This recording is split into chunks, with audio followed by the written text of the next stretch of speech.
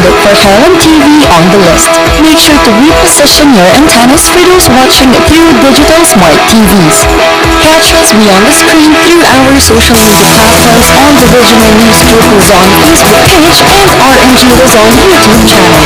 So hit that notification bell for more updates. Gusto mo bang maging updated sa balita at mapasaya ang inyong araw? I-scan ang inyong mga Digibox at hanapin ang Highland TV, ang aming channel nakadepende sa inyong lokasyon. Para naman sa mga gumagamit ng free TV o digital smart TV, posisyon ang inyong antena sa labas ng bahay at hanapin ang Channel 44. Pwede rin kami subaybayan live sa Regional News Group Luzon Facebook page at RNG Luzon YouTube channel. Araw-araw tumutok para sa mga balita, latest updates at kulitan tuwing umaga.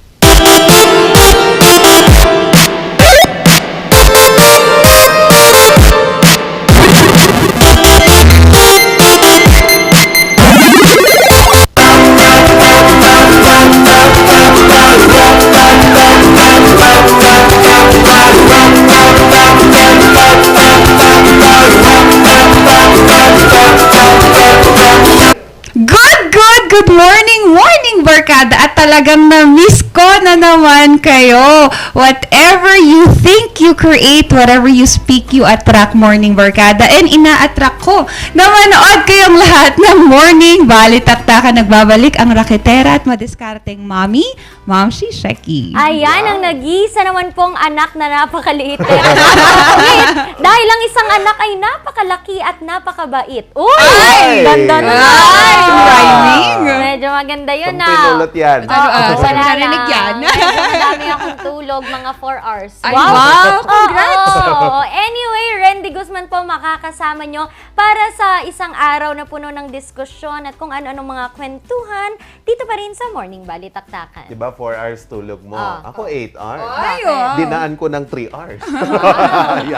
Ayan, good morning sa ating mga kabalitaktakang na mga nagigising ngayon or nagigising pa lang. Welcome back ulit sa inyong dynamic trio. Yan, Yes. Hindi na tayo dynamic duo. Ayan. So, manood na po kayo at umigop ng kape kasabay niyan ay manood po kayo gamit ang inyong mga cellphone. Kaya naman makakasama niyo po ang inyong Gentle Giant Charles Limon. Gentle talaga. Gusto ko talagang Gentle. gentle talaga yan eh. Kaya kahit na gumagamit tayo ng free TV at gamit ang antena, pihitin lamang sa tamang direksyon yan.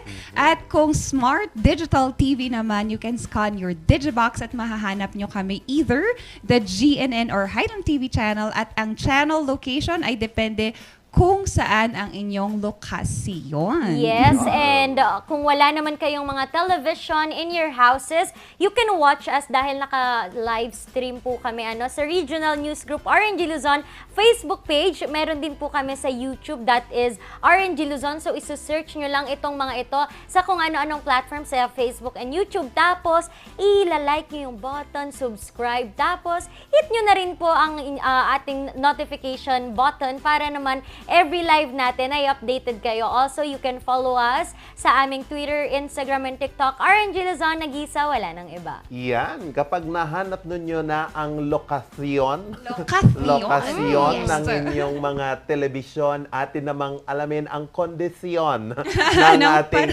panahon ngayong unang araw po ng Oo Hunyo nga. 2022.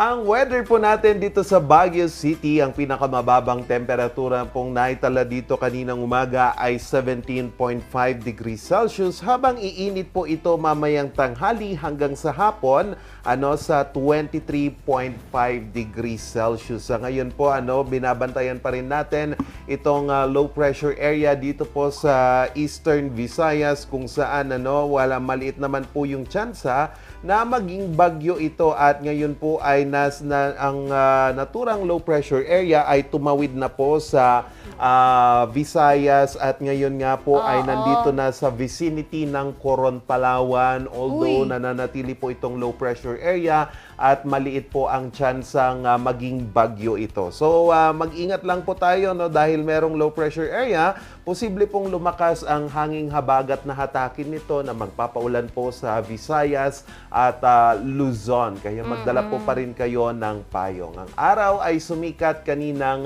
5:32 in the morning at inaasahan itong lulubog mamayang 6:19 in the evening. Oo, nako. Sana naman po ay hindi umulan para hindi tayo Kahapon nagpaparamdam lang, Oo. maulap lang. Oo, hindi ba umulan kahapon? Parang ambon. Ambon lang. Oo, Hindi ko buti alam na lang. buong araw akong nasa isang cubicle. Oo nga. Alam mo, anyway, may kwento ako. Lagi kayong mag-ingat, mapaulan man yan o hindi. Kasi si Charles nga, kahit hindi po umuulan, ay medyo nadapa po siya. Kwento mo pa fun talaga. fact lang. Totoo ba? Nabangga daw siya ng bisikleta. So, yung doon po sa mga, may mga anak nyo na nagbibisikleta dyan sa Burnham Park, tingnan nyo din po yung mga anak nyo kung saan-saan sila Pero ang bumabangga. laki ni Charles, ha? Oo. Sa likod kasi siya nabangga. Okay, okay naman yung bike. Okay naman. Yun talaga yung unang kinumusta eh. Okay lang yung bike, oo. Okay lang ba yung Nayupi ba yung bike? Ganun. Grabe tayo, ha? Oo. Oo, kaya mag-ingat tayo. Anyways, we have products from Aldrich Corporation. Yes. We have Yan. Pau Liniment, Pau Masahe, at mga Bioclan, no? Pwede yun sa ating mga katawan para lumakas po ang ating resistensya at pangangatawan laban po sa Tama kahit yan. anuman pong mga sakit. At kung ano man yan, speaking of sakit, hindi naman siya directly connected sa sakit. However, yan sa mga nanonood sa atin dyan sa Korea, ayan, Bok, kamusta dyan? Kasi Anong meron?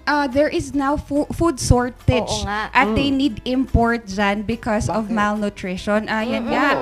Kasi nga, Morning Barkada, we are troubled and they are troubled because they are in need of food import and assistance as continue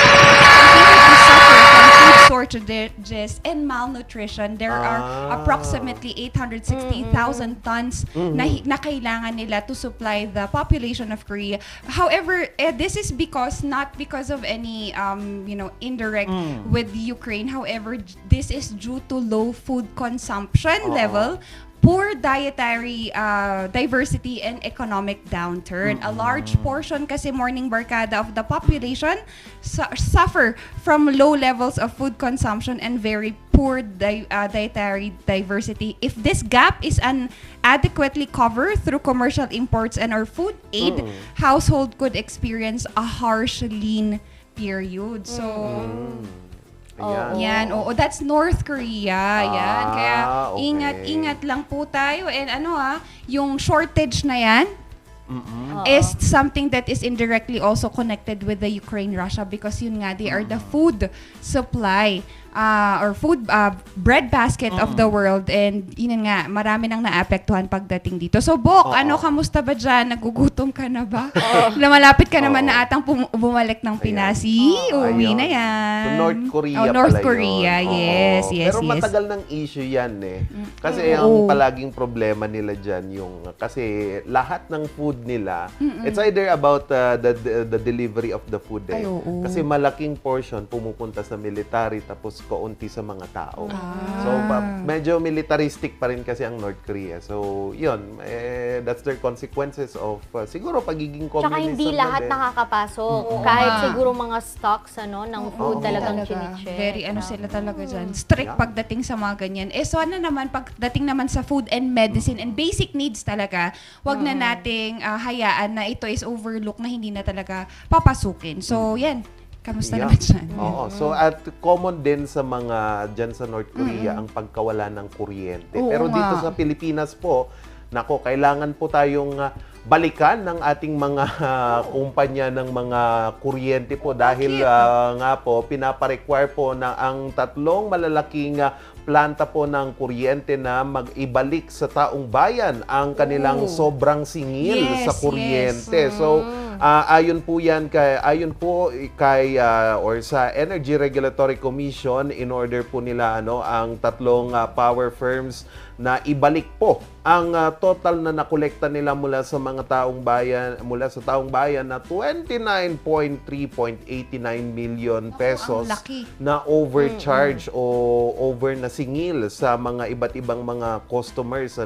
So ayon po yan sa ERC, from 2004 to 2017 na nag-overcharge po itong tatlong mga kumpanyang ito. So, anong mga ito? Una po dito, ang Caneco o Central Negros Electric Cooperative Incorporated.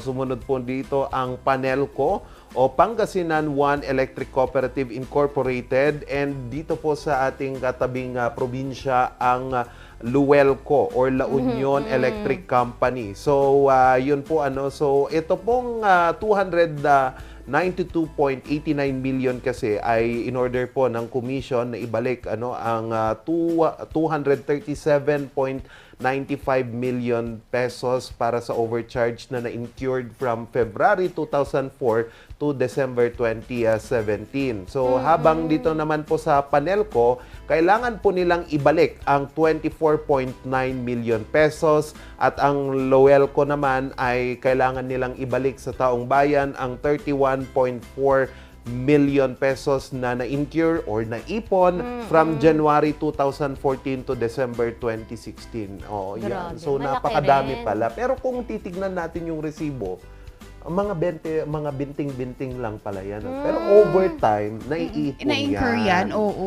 Oo. So, kailangan talagang ibalik siguro, no? Ganyan din yung Meralco kaya nagkakaproblema din kung minsan yung mga consumer. Pero sana po maibalik kasi mahal po ngayon ang kuryente or ibalik na lang nila through discount, benefits. Yes, Oo. o kaya ibawas. Oo, ibawas. Dun sa mga next na bill, no? Oo. Naku, ilan kaya ang matatanggap dyan ng aking mga Luelco 5,000. kami? Luelco La Union, oo. One, di ba? Adun. Yes, Kasi kaya, naipon. kaya dapat sa akin ang diretso. Ay, Anyway, i-Gcash dito kayo sa rin. Baguio City, dire-diretso pa rin po tayo sa paggawa ng proyekto dahil pagkatapos po i-announce ni President na, hindi na siya presumptive kasi na siya.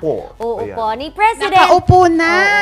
Hindi pa nakakaalis. Ah, hindi pa na. Oo. Sorry na, Garot. Pero president na siya kasi nahalal siya. Ni President Bongbong Marcos po, ang kanyang plano po regarding sa PPP Ventures, this is the public-private partnership, wherein sa mga proyekto po ay magkakaroon ng public and private partnership. Ibig sabihin po parang magsasama ang government and mga private na mga companies or institutions or enterprises o kung ano man yan na business na private para po sa mga proyekto. So, dahil in-announce na ni President Marcos na ganito ang kanyang plano, masaya naman po ang Baguio City because it appears that we've been doing that. Noon pa lamang nag-start po ang term po nitong ating again mayor na si Mayor Benjamin Magalong. So, sabi nga niya na kahit pandemic daw ay tuloy-tuloy pa rin daw ang mga nakabinbin na mga proyekto para po sa city, which is a public and private partnership. So, parang isa dito ay ang ating palengke na talagang usapin yan na itong proyekto dito sa ating modernization ng palengke ay pagtutulungan ng Baguio City Hall and of course SM Corporation if napili na talaga or if final na. Anyway. Uusapan pa. Oo. So, ayun, the city currently has 2 PPP projects that are now under the negotiation stage. Yun nga, sabi ko kanina, itong public market modernization which has a 3 billion na pondo and also the multimodal transport terminal at Dontogan which has a fund of 1.025 billion. Grabe. Dito sa lang Yes. sa...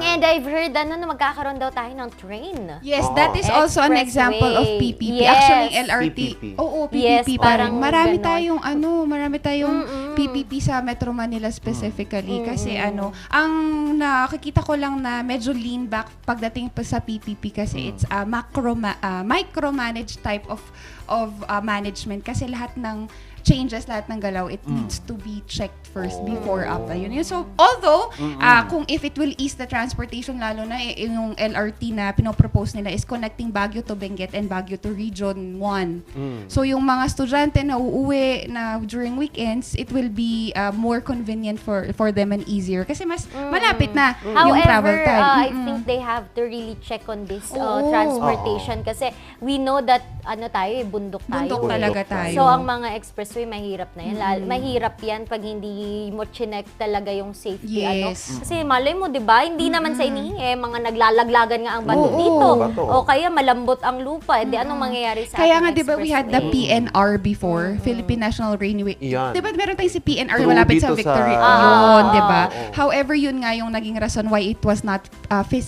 feasible because of its topographical location. Pero supposedly, meron talaga during the American occupation. Although, malay natin, we can never not tell. We can never not tell. Pati nga yung cable car pero yung mga kuryente Oo. natin, anong gagawin natin sa mga kable ng Pero kuryente? kung maganda, parang may hawig na natin siguro yung engineering natin Yes. sa South Korea. Yung mga bullet train na Ay, dumadaan na pass through sa mga bundok. Bundok. Oo Siguro naman. pwedeng ganon, pero Maganda yan. pag-usapan Even natin sa muna. New Clark City, they already have Yes, this train na oo. yung Yun, mga oo. papunta dito sa New Clark City or doon sa kanilang airport, bagong airport dyan, ay yung mga manggagaling sa Metro Manila. Oo. So, ang mangyayari dyan, it's like 45 minutes. 45 oo. minutes. Travel from, isipin mo, Manila to Pampanga, to Oo. Tarlac. So, talagang maganda nga. Ibalik na natin yung mga train. Put. Pag nag-NLEX ka, gaano katagal din? Matagal din. Matagal. Oo, 3 hours matagal. ba? 3 hours. Manila to Dao eh. Kung ang ating mga daddies dito ang magdadrive, 1 hour. 1 hour. Zoom Lilipad zoom yan. lunacy. Oo. Zoom zoom lunacy. 3 hours ba? And akong ako, 3 hours siguro. Pero Mga sila, Mga 2, ganon. Ah, Sila siguro 30 minutes, 1 sige. hour, ganon. Gusto ko talaga Yan. yung mga ganyan. And mamaya sa Piece of Check Morning Barkada, let's be inspired sa isa kong guest na isang graduate ng 4Ps. And alam nyo, really, when nakilala ko siya at nakausap ko siya, there was a really struggle when it comes to education. Let's see nga kung paano niya nagawa ng paraan ito. Yan, mamaya naman po ating pasadahan ang mga maiinit na balita ngayong umaga dito po sa Morning Balita. Mamaya po, abangan nyo yan. And huwag kayong alis, tumutok lang dahil magbabalik ang Morning Balitaktakan!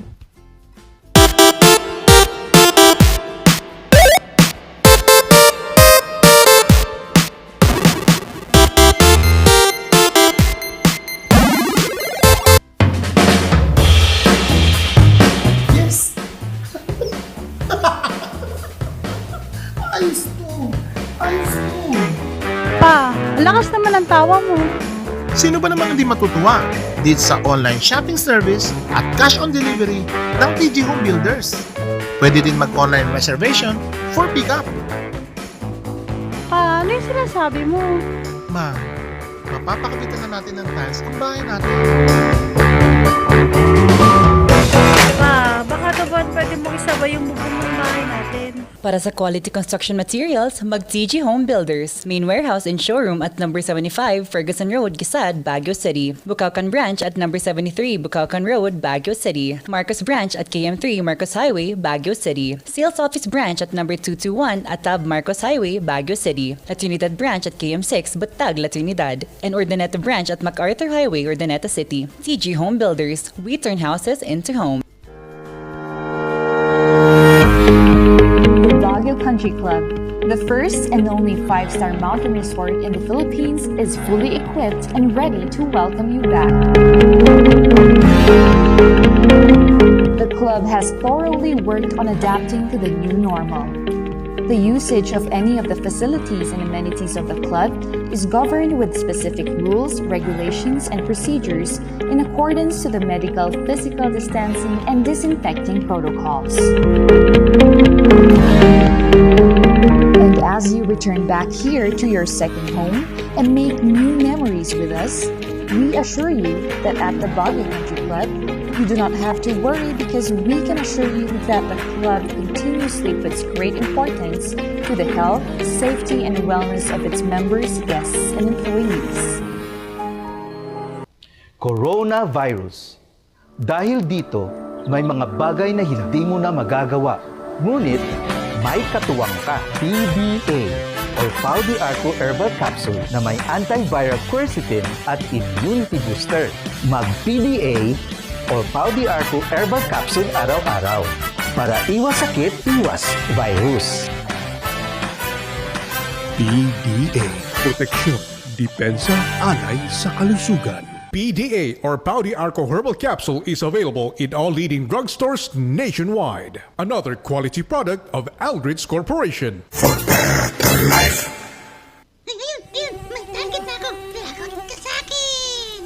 Sa panahon ngayon, dumarami na naman ang lamok. Oras na para mag-4S. Una, suyurin at sirain ang pinagmumulan ng mga lamok. Pangalawa, sarili ay protektahan laban sa lamok. Pangatlo, sumangguni agad sa pagamutan kapag may sintomas na ng dengue. Pang-apat, sumuporta sa fogging or spraying kapag may bantana ng outbreak. Pangalagaan ang sarili laban sa kagat ng lamok. Mag-4S tayo para dengue out!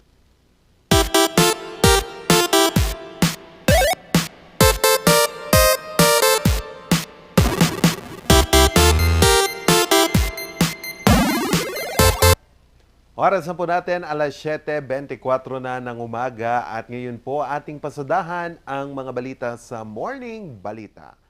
Naging matagumpay po ang isinagawang Santa Cruzan kahapon dito po sa Baguio City. Ang tema nito ay pagpapatibay ng pananampalataya sa pagharap sa iba't ibang mga problema. Atin po itong alamin. Buhay na buhay ang Katolisismo sa lungsod ng Baguio sa pagdaraos ng St. Louis University ng Santa Cruzan.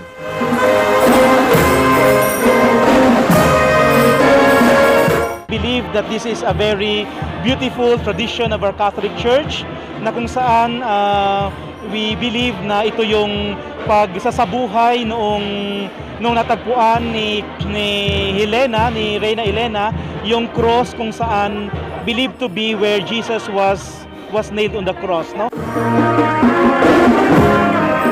Tradisyon ng bawat bayan sa bansa na nasakop noon ng mga Kastila ang Santa Cruzan. Ito ang huling parte sa pagdiriwang ng Flores de Mayo. Kaya ang Baguio na hindi na-impluwensyahan ng mga Kastila noon, ngayon lang ito isinagawa.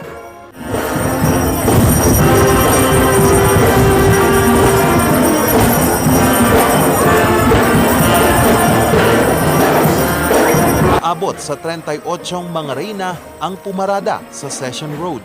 Simbolo raw ito ng pag-asa at pagpapatibay ng pananampalataya ng mga Pilipino sa mga pagsubok na kinakaharap. Na kahit na nandito tayo sa gitna ng pandemyang ito, masasabi natin na mayroong pag-asa dahil buhay na buhay ang ating pananampalataya.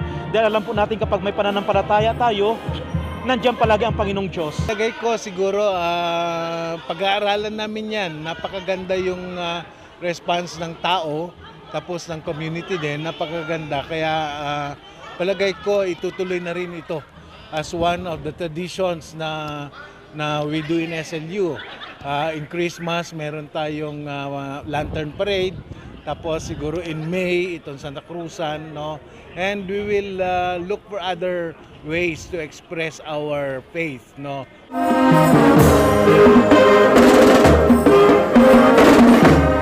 Charles Leon para sa Luzon Headlines.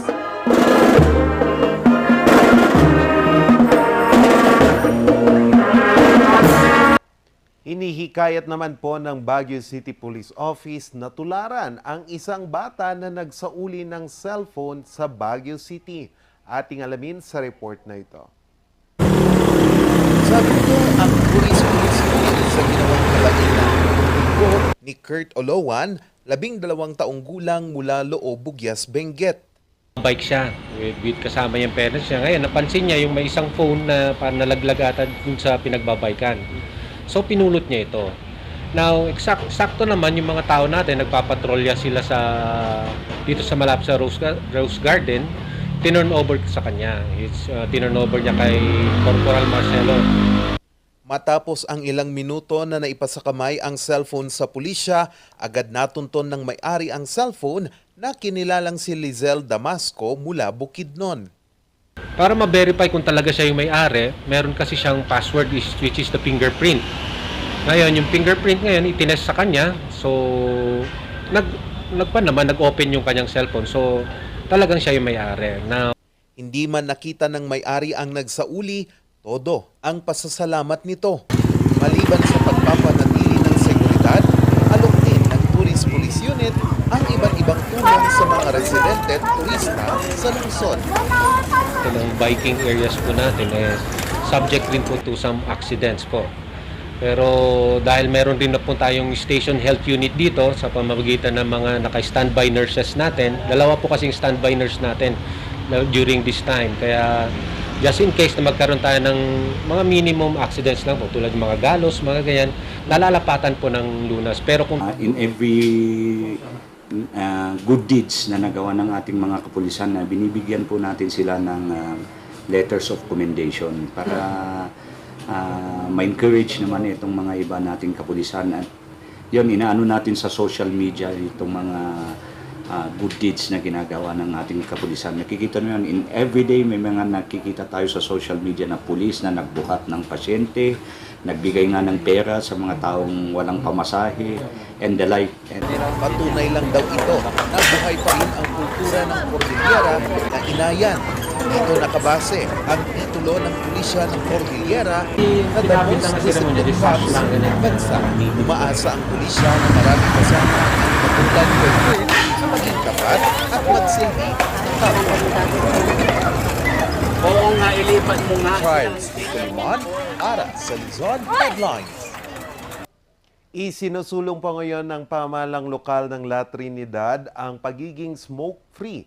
Kung nagkataon, hindi lang po ito makakabuti sa kalusugan, kundi pati rin sa kalikasan. Nagre-report Randy Guzman.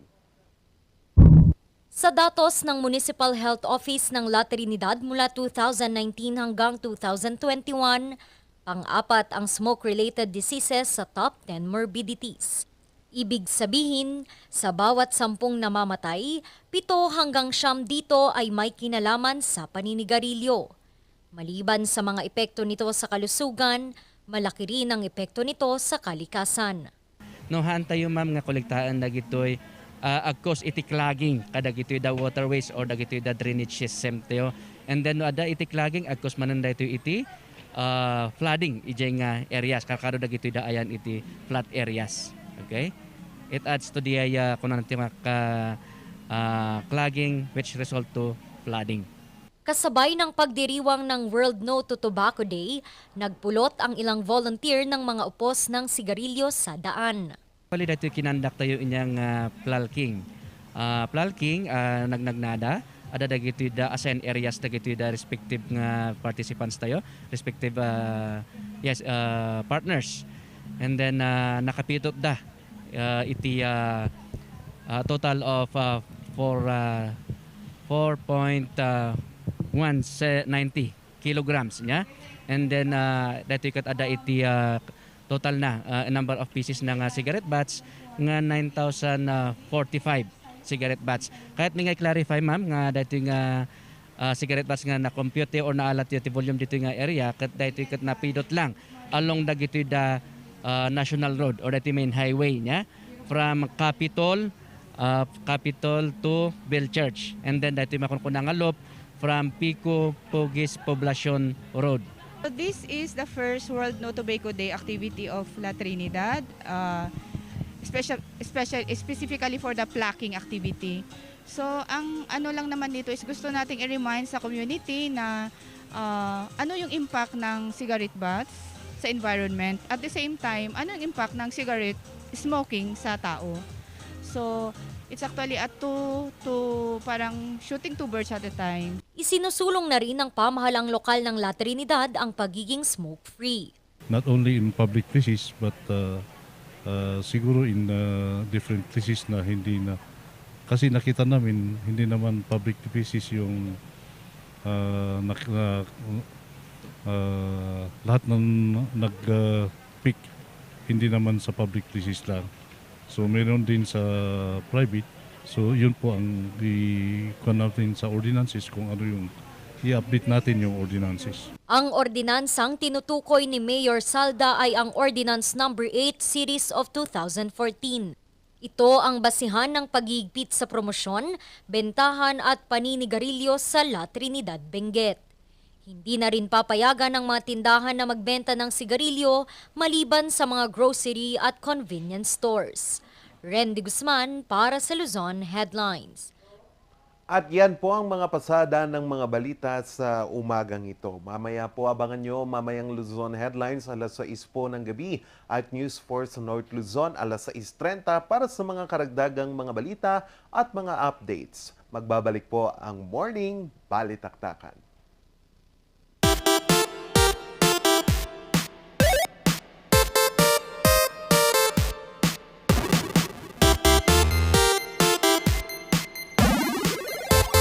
Narito ang ilang tag-initipid tips na pwedeng gawin ng hindi nahihirapan at nananatiling komportable sa pang-araw-araw na pamumuhay.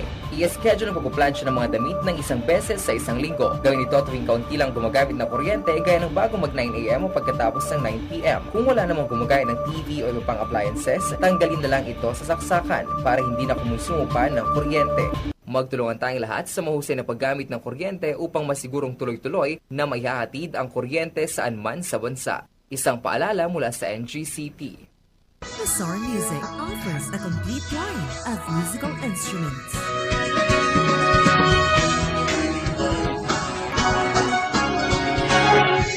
Bazaar Music, Baguio's pioneer in online music and art lessons.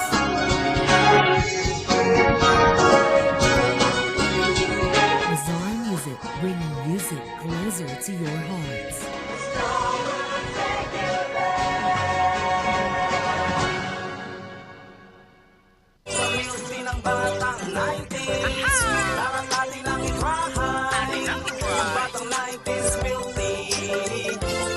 Sisi promise sa milky ng batang 90s.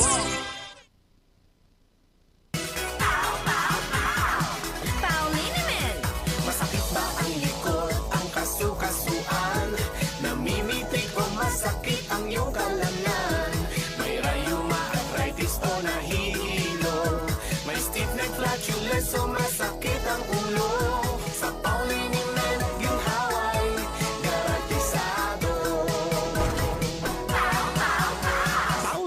isang pahid ka lang. Dahil walang out sa POW!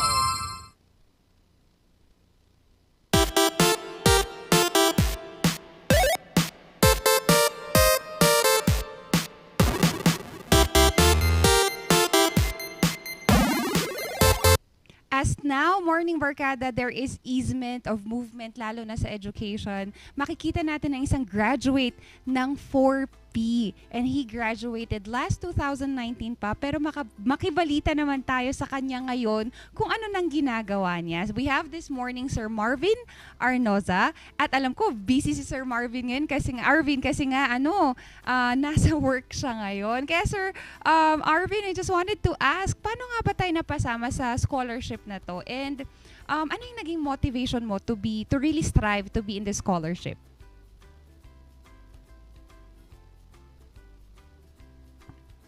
Ayan, Sir Marvin, mukhang pakiano lang natin, galaw-galaw ang ating katawan para baka sakaling mag-move na tayo.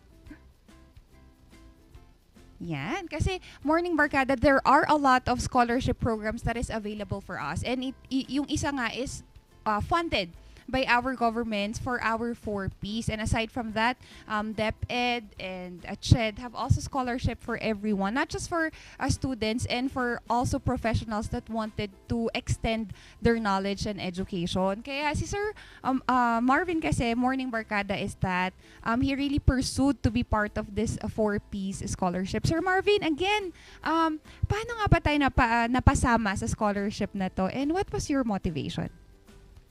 Pero yun, ma'am, is a small amount of money lang na assistance for us.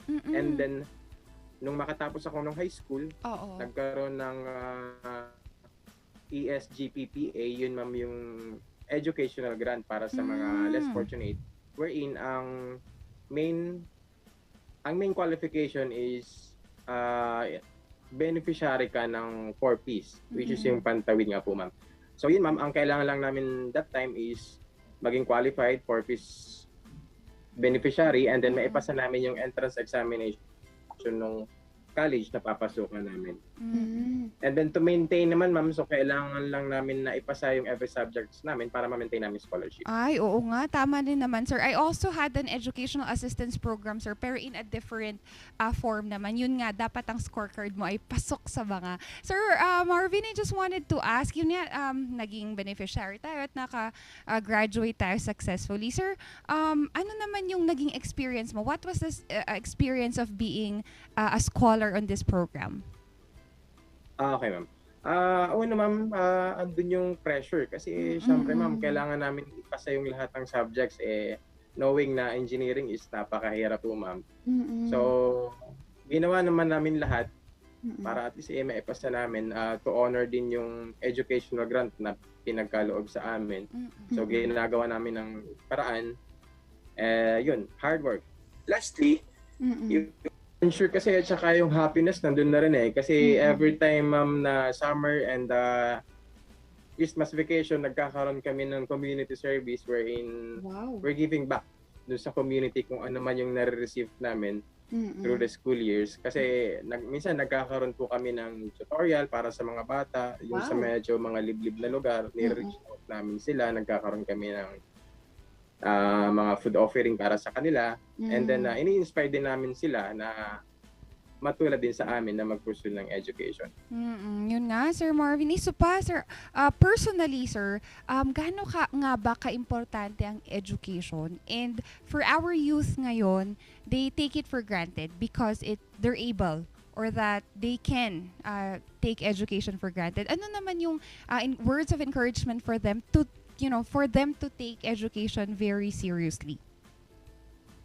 Yes, ma'am. Sa akin kasi, ma'am, if you really wanted to change, pursuing education is the best choice kasi, ma'am. Kasi kapag nag-aaral ka, mas marami, for me lang, ma'am, I think, mas marami kang pwedeng marating, mas marami kang pwedeng magawa. So, I think yung education siya talaga yung foundation. And then about naman dun, ma'am, sa pag-encourage nung mga kabataan na mag-aral din na seryosohin yung pag-aaral. Ako, ma'am, yung nag-push sa akin, nabasa niya naman po siguro sa story na 8 kaming magkakapatid. I'm the first one na nagkaroon ng ganitong opportunity. Siguro ang nag-push talaga sa akin, mainly, ma'am, is yung estado ng buhay namin. Nakita ko, ma'am, yung sacrifices ng mga magulang ko, yung pagsasaka, pag-opera, which is na-experience din naman namin. Yes, opo. Sobrang napakahirap po, ma'am. So, para sa akin, ma'am, ano yung ilang years na mag-aaral ka, magsasacrifice ka, kung i-compare mo naman dun, ma'am, sa kapag nakatapos ka na, nagkaroon ka ng maayos na trabaho, dun sa pwedeng mabago sa estado ng buhay mo and dun sa buhay ng pwede mong matulungan. So, mas malaki yung scope, ma'am. Mas malaki yung opportunity, yung possibility na makatulong ka sa ibang tao. Yes, that's right, Sir Marvin. And Sir Marvin, lastly, congratulations, isa ka ng ganap na engineer ngayon. Sir Marvin, how will you use this one to reach out for other people naman? Ngayon, ma'am, sa trabaho ko as engineer, way back nung high school naman ako, naging construction worker din ako, ma'am. So, ramdam ko yung workers namin. Alam ko kung gaano kahirap. So, ako minsan, ma'am, yung gumagawa ng paraan na at least ma-make sure ko na hindi rin sila agabyado sa trabaho. Sa kabataan naman, yung pag-reach out ko sa kanila, I think siguro naman yung story ko na accidentally nag-viral last 2020. I think siguro sana maging inspirasyon yun. Yun na yung way ng pag-reach out ko sa kanila na hindi hadlang yung estado natin ng buhay. Kasi ang daming pwedeng mangyari. Hindi natin alam kung ano yung mangyayari sa mga susunod na araw. So, kailangan lang natin mag-take risk.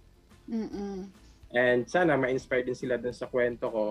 And soon, napakarami ko pa rin mang plano at para at least ma-reach out ko pa yung mga kabataan na katulad ko rin yung estado ng buhay na may mga pangarap sa buhay. So soon, maraming plano pero for now, si ma'am, napakaraming priority pa rin po kasi ma'am. So, sana gawa din natin soon. Oo nga, Sir Marvin. I certainly agree with you. And Sir Marvin, I know may trabaho pa kayo. Thank you so much for sharing your time this morning and inspiring more youth to take their education seriously. And Morning Barkada, sabi nga nila, the great aim of education is not knowledge. It's always the action that comes within it. So Morning Barkada, to everyone that wanted to pursue something, wag nating gawan ng rason.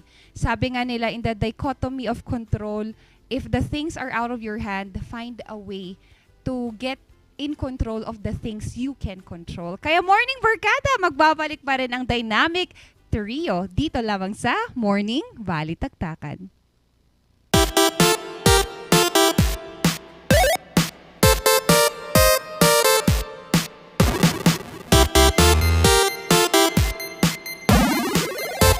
Ang maagang konsultasyon ay mahalaga sa pagpusa ng sakit na dengue.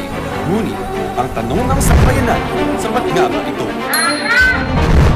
Masigasi, maliksi, protektado at mapagmatyag, yan ang dapat mong taglayin. Hanapin ang pinagpupugaran at wasakin ito. Hello? Nahanap ko na po yung lungga. Kailangan ko na po kayo. Sige po, Master.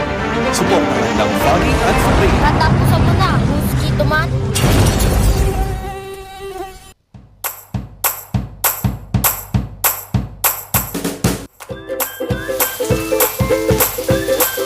Sellers that we have are the pork sisig, sizzling liempo, quarter leg, and then we have the sizzling beef pares as well.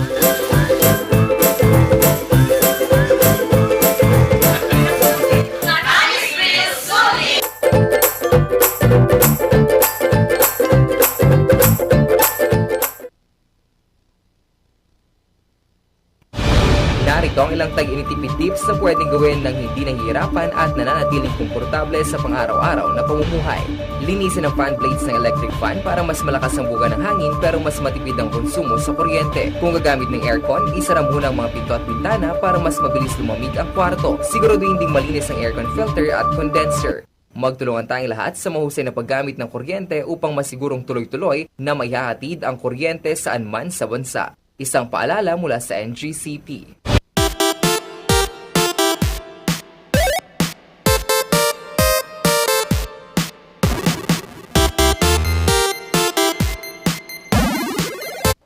Ayan, at dahil po ilang buwan na kaming magkakasama, Oo. for sure naman medyo may alam na kami sa isa't isa. And our game for today, ang game po ng Dynamic Trio ay How well do you know your co-host? So, ang mangyayari po, si Big Sister ay magbabanggit ng isang bagay na kailangan sagutin ng dalawa sa co-host. For example, ano ang favorite na color ni Ma'am Sheki? Kailangan masagot namin. And sasabihin niya kung tama o mali. Ayan. Ready na? Ready. Interesting. Interesting. Alright. And para mas makilala nyo rin po kami. Ayan. Kaya para sa ating unang katarungan, Big Sister. What do you think is Ma'am Sheki's favorite food? Ang hirap. Kasi hindi ako kaldereta. Hindi naman kumakain. Namiss ko yung kaldereta mo eh. Hindi yung namimiss lutuin na yung Hindi naman kumakain yun. Hindi naman. Egg! Egg. Ano, Ma'am Shi? Bakit? Ano nga? Lagi kasing egg yung pagkain niya, guys. Sagutin mo. Oo, di ba? Pag-exercise and everything. Oo. Tapos every breakfast namin gusto niya may egg. Uy, kayo nagre-request ng egg. So, anong sabi favorite? mo. Adobo. Ay, ang arte, adobo. Adobo. Ano ba yan? Oo, the very... Bakit? Kasi ang daling lutuin. And Dapat then? pala mas specific kung ulam or ano. Ano pala? Sorry, nagarot. Kanin, Adobo. Adobo. Sige, ako din. Gusto ko na adobo. Lalo na yung ipiprito mo muna siya. So, Ay, ano crispy po? adobo. Sarap Pork. yan. Ano yan? Crispy pork pork adobo. Ay, ang Sarap sarap. niyan. Next. What do you think is the most memorable memory of Charles when he was in elementary? Yung siya. Yung meron kang shinare na picture dun sa throwback na nakaano ka, na kumakain ka ata. Mahirap atang tanong yan. Hindi naman namin alam yun, Big Sis. Ikaw, guess lang. Yun. Meron ka shinare na photo nun sa throwback na talaga kumakain ata siya or sa intrams or something. Tapos parang ang lusog-lusog mo doon. Ayun. Ang cute-cute mo. Sabi nila nakapupo sa klase. Ay. Anong sagot mo? Yung totoo Ang sagot, natusok ako ng lapis dito. Bakit? Sino? Sinong inaway mo? Kasi syempre, di ba, sikat noon yung tutusukin kita ng lapis. And then, tong kaaway ko naman, akala ko naman nagjo-joke. Nagsosorry na nga ako yung ginawa ko sa kanya. Uy, ako na-turn to tinidor. Alam mo yung upuan Bakit tinidor? yung upuan pag elementary. Bully ka kasi. Hindi, di ba yung yung kahoy na pahaba, tapos yung upuan niya may mga butas. Oo, yung yun. ganon. Hindi ka upo ganon. Tapos yung isa naming kaklase, humihing ulam. Ayoko. Dahil mamay may tumusok ng tinidor sa may food ko doy. Talagang tinusok. Sabi ko, my God. Ito ulam. Sa'yo na lang yung ulam. Ay, yung desk ba yan? Yung dalawa kayo? Oo, tapos may ganon, may something tapos butas. may gun sa baba. Ay, naabutan ko Ala, yun. nakakamiss yun. Oo, ikaw. Oo. No comment. Ay. Ano ba ang naabutan mo upuan? Yung wood. Oo. Yun nga. Yung ginagawa pa lang daw yung upuan. Ay, yung kawawa ka naman. Ang tanda mo na nakakamiss kasi ni yun. Char. Oo, dalawa kayo na. Oo, Tapos, dalawa kayo, syempre, no? yung saan mo ilalagay mo yung gamit mo. Oo. Sa ano ba ng desk? Uy, ang ganda naman. Tapos kapag mag-i-inspection, kapag may chicherya sa bag mo, ilagay mo lang doon. Di ba? Hindi makikita yun ng teacher. Yes. Okay. How At I least, miss. Anong upuan yun nun? Hindi nga, ano nga? Yung ano nga po, yung mga, hindi ko naabutan Ano yung yung desk? pang dalawahan. Yung desk chair Oo, nung desk, elementary. oo. Pero ang hirap naman nun mag-balance. Oo. Parang pag natumba ka, sasabi yung buong upuan. Hindi, tumba-tumba daw yung Oo, upuan. Ay, creepy yun. Oo, next po. Sa tingin nyo, gaano kataas ang kaya ni Ren pagdating sa inches sa heels? Ay, 8. 6. 5. 5 inches. Hindi kasi, di ba? Gano'n ba kakuan yung paa mo? Oo, kasi lumarampa si Ren, di ba? She Wow. also plays in diba? some of the roles. Kasi naging model din Kaya yan. nga, kahit sa height niya. Oo. Ano ba yung mga kuan mo nun? Hindi. Na-try ko lang. Alam mo ba, fun fact lang po. Ay, ano ang answer doon? Kaya ko naman hanggang 8, pero pinaka-comfortable ako hanggang 7 lang. 7. Oo, Kasi, bakit? hindi, nagpa-pageant kasi ako. Nung 13 ako, Gano'ng kataas yung 7? mataas talaga. Mataas. Parang, basta mataas siya. Nakalakala nakatil-ay ka dyan. Sanay ka. Tapos dati kasi parang representative ako ng school. Ng Cordillera nga, I mean, sa isang pageant ng buong Philippines. Ano yan? Anong taon? Binibining kalikasan ng Ay, oo Pilipinas. nga. Anong taon? 2014. Oh. Tapos ang nangyari dahil, Ano syempre nangyari? dahil malita ko, tapos kailangan buong Philippines ang labanan mo, yung principal namin noon, sabi niya sa akin, for the whole week, kailangan mag-heels ako sa school. Though alam naman ng mga... Pwede. Kasi nga, alam so nila. yun yung rule, kasi tinitraining ko. Di ba sa UB, pababa and Oo, all ang stairs. hirap nun. Talagang, so umabot sa point na kaya kong tumakbo kahit na ang na bato-bato, nang naka-heels, kasi komportable. Anyway, ayun lang. Hindi siya nadadaan talaga So, sa height. safe is 7 inches. 7. No, pero pinaka-comfortable na yung 6 naman. Tama ako. Gawin nating 14. Ay, grabe. Hindi niya na Oo, yun. ang sakit naman Nakalulan. na.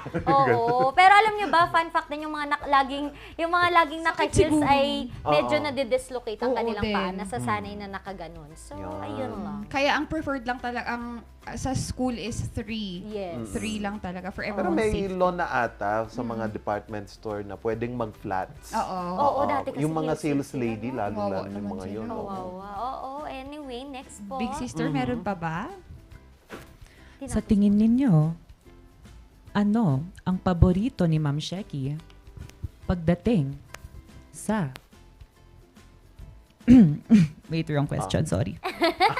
Naku, baka iba ang dapat sasabihin ni Big Sister, pero iniba Big na lang sister, niya. ha? Oo, ano yun? Simplihan na Naka-diet lang ako, natin. big sister. Oo. Diet ako, naka-ano ko, sabbatical leave.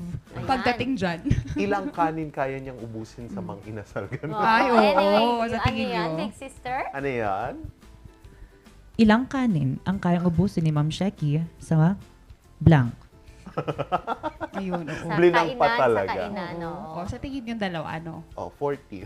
Ay, dami. Sa akin, Achieve. 3 siguro, tatlo. 3 or 5? Nung buntis ako, kaya ko ng 6.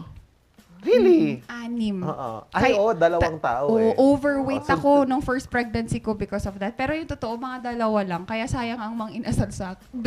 Yung... Hindi na kita ililibre ka ron. Ay, ako ililibre mo ako. Hindi, ayaw mo din eh. Pala. Oh, pero grabe na din yung 3, pero yung mga pinsan ko kaya nilang 10. 10? Lalaki naman kasi. Basta kapag maraming Sabaw na chicken lang, no? oil. Oh, yung chicken oil, grabe yun, no? Tapos alam mo yung gagawin nila, yung kanin, lalagyan ng mga toyo-toyo, tapos kaunti-unti lang yung ulam nila. Ako ulam, ubos agad. Ay, yung kaibigan ko nakapito. Ay? Nakapitong kanin. Kasi yung buong chicken oil nabuhos doon. Hindi alam yung... Hindi nakalaki yung gano'n. Biglang bumuhos. Pero ngayon, sabaw na yung chicken Ngayon, oil. may shortage ng chicken Oo, oil. diba? Kaya controlled na rin ngayon. O, lahat na lang controlled. Oo. Anyway, next. Alright. Sa tingin ninyo, ano ang unang pangarap ni Charles? Alright.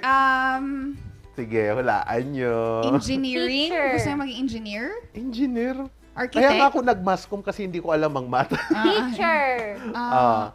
Ang una kong pangarap nung bata ko ay maging Teacher. bumbero. Ay, Kasi palaging nagsisiga yung kapitbahay namin. Wisikan ko kayo.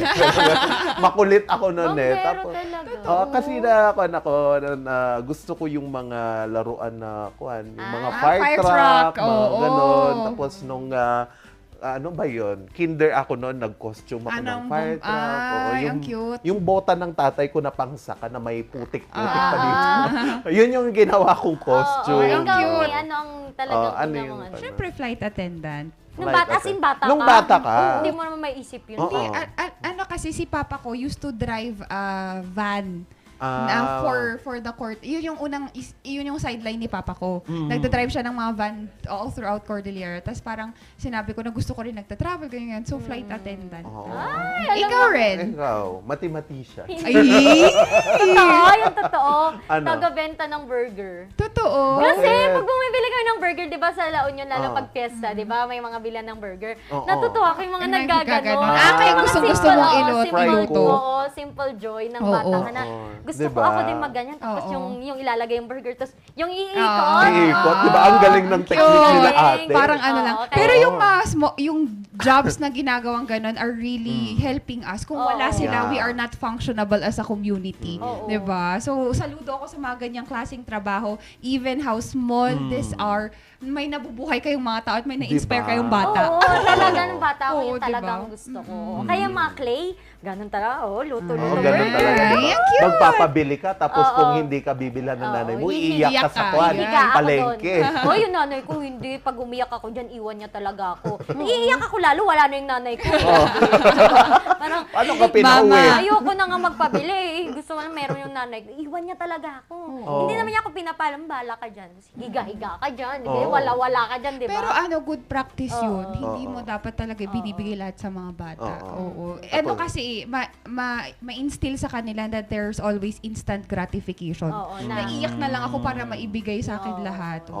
Yung ano ba yung tawag doon? Tantrum. Pag nagtatandi.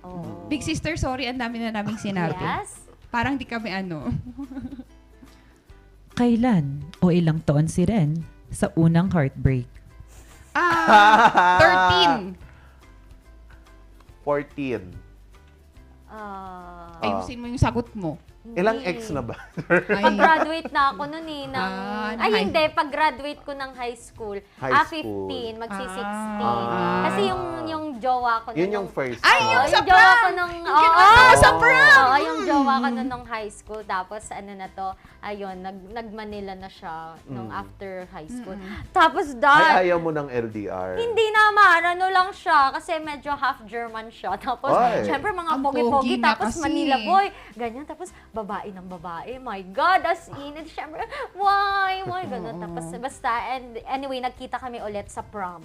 Niyaya niya kasi ako sa prom. Tapos, bigla niyang kinancel. Kasi pala, sasama na niya yung niya. Bago niya. Yung kaklase niya dun sa school na yon, kababata ko, in-invite ako. Di nag-prom queen ng lola mo. Ay, talagang alis sila. Nung na-announce sa prom queen ako, dinaanan ko pa yung ginawa ko yung dinaanan mo yan? Oo, dinaanan niya yung promise. Meron akong picture ng prom dress ko, ipapakita ko sa inyo.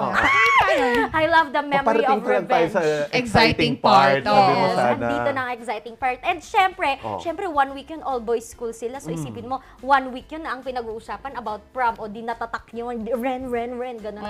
Diba? It's a sweet revenge. Pero German? Half German. Matatangkad ang mga German Oo, matangkad So sila. kapag nagde-date, Tapos swimmer pa siya. Ay, athlete. Ay, naku. So may abs siya. I can remember my first heartbreak. Ayan.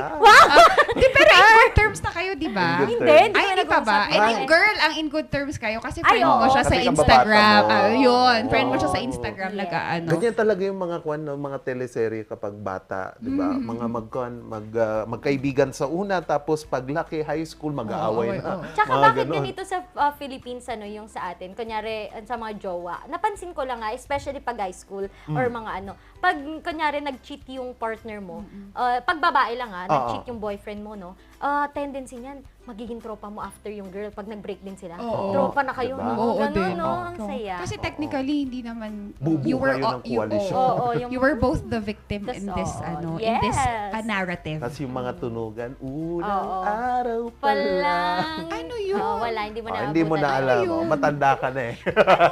Oo. For yung sa last question ni Big Sister, para sasagutin ng lahat. Lahat, okay. Yes. Ano ang team song ng buhay ng isa't isa? Fight song kay Ren. Bakit? Bakit? Kay Charles, Sige. natutulog ba ang Diyos? Diyos. Diyos ko, Lord. Ano ba yan? Nakakainis.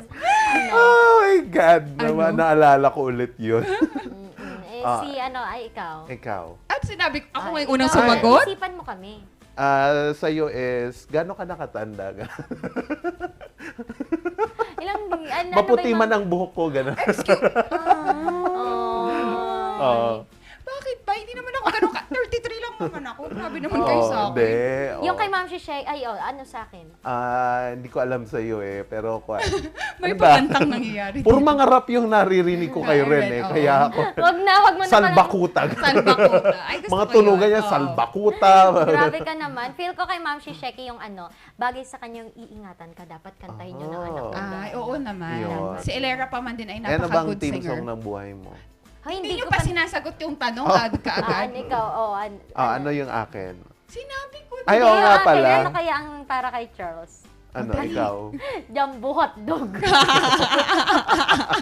Kaya mo ba to? Tawag ka ng mga team song mo, ang laki-laki mo eh. Jumbo Big bite. hotdog. Kaya mo ba to? Diba? Ang laki lang kasi tapos na-imagine kung sasayaw siya ng gano'n. Diba? Bahala ka dyan. Tawan-tawa. Anyway, ayun po ang ating game for today. Medyo wala lang, nagkalokol-kalokohan lang naman kami Una dito. naman kami eh. Alright. Brings back memories. Oo, kaya memories at napaghandaan natin yan. And morning, Barkada, maraming salamat sa panunood. To my kids, Elera and Ethan, good morning, anak. And good luck to your school. Also, sa mga nanonood sa atin internationally, ate ko nasa Taiwan at Korea. South Korea, yan si Bok. Sabi niya nga daw, nag-umapaw daw ang pagkain nila doon. So, no need to worry with them. And yung mga nanonood dyan sa Ago, maraming salamat as well. Ay, padala din and siya. maraming salamat po kay Mr. Alan Leviste. Ayun, lagi po silang andito. Si Mr. Olanday Rodel, si Rain Gayaw, and sa mga taga La Union, Pugula Union. Marami akong nakitang nanonood kanina. Bakit ganun laging nawawala?